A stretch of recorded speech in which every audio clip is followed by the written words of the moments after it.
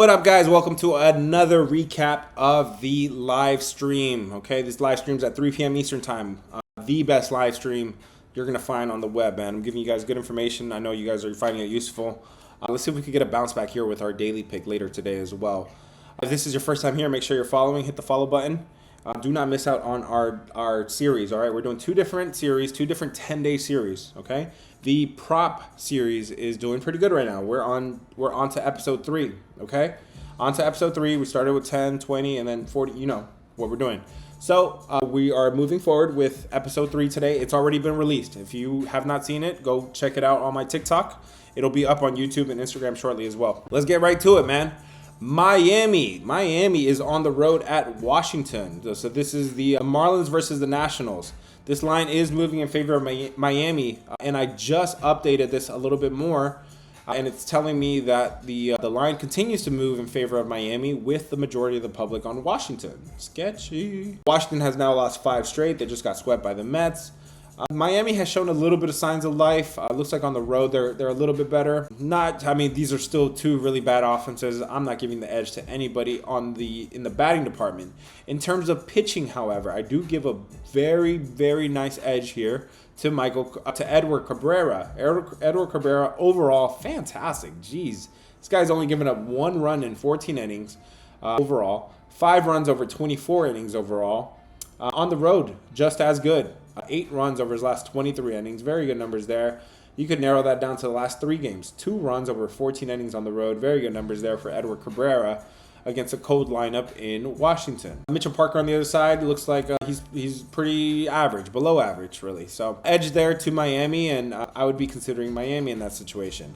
Between Toronto and Philadelphia, this line continues to move in favor of Toronto. And I'm not too surprised because you have the better bats on Toronto. You have the better bullpen in Toronto. And the pitching matchup is pretty close. I'm going to call that a wash. I would be looking at Toronto in that case. Next game between the Angels and Baltimore. The Baltimore line keeps moving in their direction, in their favor. Okay, they're coming off of a loss against Detroit, but that was against Skubal. And that came after a win against Detroit. So kind of a little bit of zigzagging there between Baltimore. So Baltimore, do they have the better bats? They slightly better bats. It's really pretty even. Pretty even matchup there. What I keep telling you about Baltimore is that they have a top bullpen, and that's no different today. In terms of pitching, you have a clear edge here with Charlie Morton. This is probably the biggest differential between the pitching matchup. Charlie Morton and Jack Kochanowicz, or however you say his name. This is a pretty clear edge for Baltimore in the pitching department. I would lean Baltimore. Send me some good vibes, guys. If anybody's getting impatient with me, tell them let him cook. This is let him cook time, okay? I'm locked in right now. I'm focused. Send me some good vibes. Double tap the screen.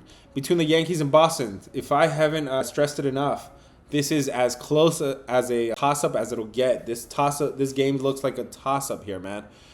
The bats are both good. The pitching is both pretty good. The bullpen, you do got an edge there with the bullpen. The line is not moving. I don't know what else to say about this. This is a very interesting game. It's a very good game, but I don't think it's a game that I'd be really interested in, man. Between Cincinnati and Detroit, this is another game that same thing. The market's not moving, but at least I do have a batting edge. I do have a batting edge here with Cincinnati, okay? Cincinnati has the better bats. Detroit's bats have been on the decline. Their bullpen is much nicer too. But in terms of pitching, you really don't have an edge here on either side. I do give a small edge to Cincinnati coming off of the butt whooping that they just got. Cincinnati just got clapped by Cleveland to the tune of 2-11 final score. So a small edge there for Cincinnati, who just got their butts whooped. Tampa Bay versus New York Mets. Todd Bradley on one side, Clay Holmes on the other side. This line is moving in favor of the Mets, the New York Mets, who have the better bats, who have the better bullpen. No, not really. A kind of even bullpen, but both really good. But where they do have the edge is the pitching department. This one I call kind of a wash. I want to say the actual numbers favor Clay Holmes, but it really doesn't favor that much. Clay Holmes is giving up a lot of hard contact, leaving a lot of runners stranded, which is not a good thing if you're doing 100%. But I would still lean the New York Mets here. They are hot right now, and a lot of their consecutive bats are hot. Next game here, guys, Colorado versus Atlanta. German Marquez on one side, Bryce Elder on the other side. This is a -300 with two lineups that are cold. You do got an edge there with Bryce Elder, but at minus 300, even if you put this in a lay, you're still paying minus 300. Even if you put it in a lay, I don't think this edge here is that significant. I don't know if I like either side there. It doesn't warrant a minus 300 in my opinion, okay? Next game here between the White Sox and Texas, the White Sox and the Rangers. This line opened up minus 190. It really hasn't moved. You got a batting edge here with Texas, and you have a pitching edge here with the White Sox. When those edges are split, that's a pretty easy stay away from me. So that's what I'll be doing in this game. We're at the halfway point, guys. We're at the halfway point. Make sure you are following. You're going to miss out on my videos. The reason is because the algorithm don't depend on the algorithm. Me and Mr. TT are not on the greatest terms. A week ago, I couldn't post anything at all. So make sure you are following. So my followers will always get the videos first. You're also not going to get the videos with a ton of time, anticipated time. So make sure you're following and do not miss out on the 10-day series that we're doing. If you want to get in the bio, if you want to get in the Discord, the link is in bio, okay? We are in need of a bounce back. No other way to put it, okay? I got my butt whoop on Wednesday. Thursday, a little better, but still 1-2 negative. And we got to come back from that, man. I am not about consecutive losing days. If anything, I am known for having consecutive winning days. If you've been following me for a while, how many times do you see 4 straight winning days, 5 straight winning days, 6 straight winning days, a whole week of all profits? We are going to get back at that, guys. So before we pop off, get in there now. This is a good time for a bounce back. This is a beautiful slate. We got NBA too. $20. $20 gives you access to anything. Just consider it, okay? We are in need of a bounce back, and I'm ready to deliver it today. Next game here between the Athletics and Kansas City. We are back, guys. That was the halftime show. Athletics and Kansas City. This line is moving in favor of nobody. Both of these guys are coming off of butt whippings. Not butt whippings, but sweeps, okay? They both got swept in their last games. So two teams I really don't trust. Do you have a batting edge here with Athletics? Maybe a little bit. Yeah, maybe you do. But the pitching edge is going to go to Michael Wacha. Wacha at home, 3 runs in 30 innings. But I told you, don't sleep on Luis Severino on the road. Jeez, 3 runs in 31 innings. I didn't believe those numbers. I had to go verify it myself. So that's what I did. And yes, it is. Luis Severino on the road is something very unexpected. So I did have Kansas City highlighted in that game, as you can see on my YouTube screen. If you're not already on YouTube, go watch my recap on YouTube. I'm sharing my screen. I'm going to take that check mark back, man, because Luis Severino on the road, wow, 3 runs in 31 innings, and Kansas City lineup is not one that scares me. Next game here between Minnesota and Houston. You got Paddock on one side, you got Gordon on the other side.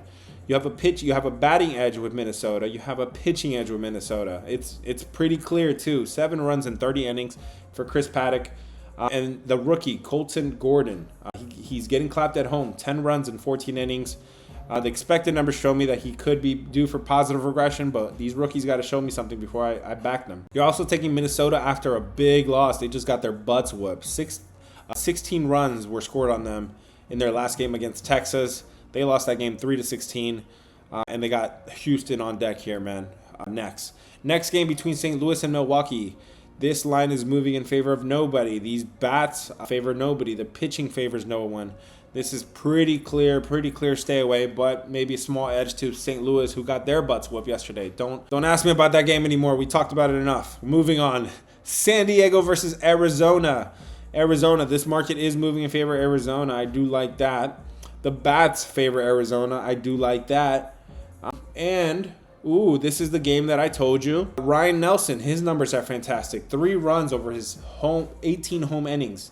Over his last 3 games at home, he's only given up 0 runs in 12 innings. Very good numbers there for Ryan Nelson. Did I mention overall 3 runs in 20 innings? Okay. But one start is missing here, and this is his last start. His last start, he got his butt whooped. 7 runs in 3 innings against Cincinnati, in Cincinnati. I'm taking that one out as a very clear outlier. That was 7 runs given up there in his last start. The other starts are 0, 0, 1, 2, 0. At home, 0, 0, 2, 1. That sounds like a lot of zeros to me. And then he suddenly just gave up. He had a bad day, guys. It's okay. He had a bad day. I would expect him to bounce back here. I like Arizona. Next game here, San Francisco versus Dodgers. This is another game that's pretty even, man. Do you have a pitching edge here with Logan Webb? Maybe a little bit. Not a whole lot though, because Yamamoto is not terrible. This line continues to move in favor of the Dodgers.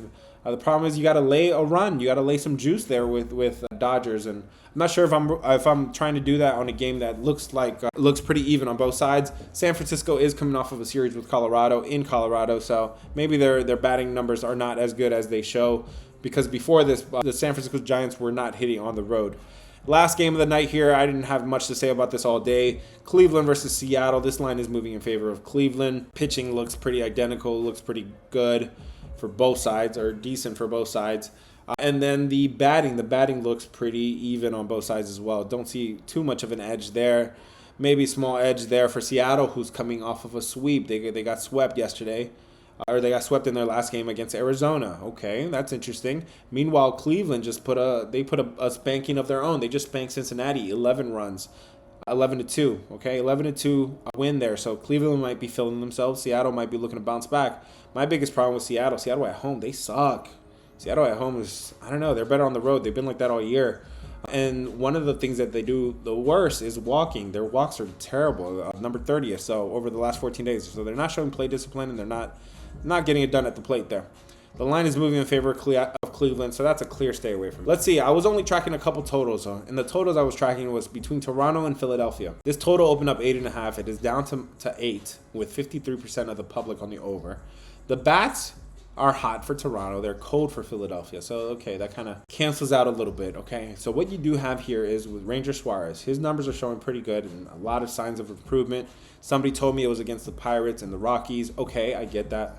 And yes, you can take that data and do something with it for sure. But consider that baseball is a game of momentum, okay? So even if you beat up on some poverty teams, it does help your momentum, especially the way Ranger Suarez started the season. And keep in mind, he came into the season pretty late. He joined the season pretty late. He joined the Phillies pretty late. So maybe he needed a few starts to get going here, and it looks like he's doing pretty well. On the other side, Kevin Gausman. His numbers are not bad. His road numbers are a little worse, but not terrible either. So I think these are two good pitchers here, and the number here is telling me that the under is a little bit more likely. I don't like that I have plus 16% home runs expected, according to Ballpark Pal.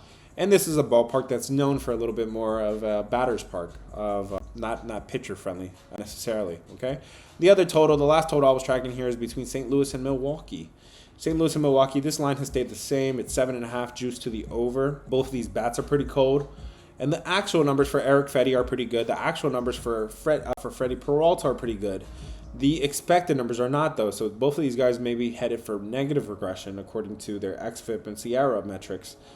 But you have cold bats here. Maybe this is not the game where the negative regression comes, guys. So that's going to be my recap for sides and totals. I hope you guys enjoy it, man.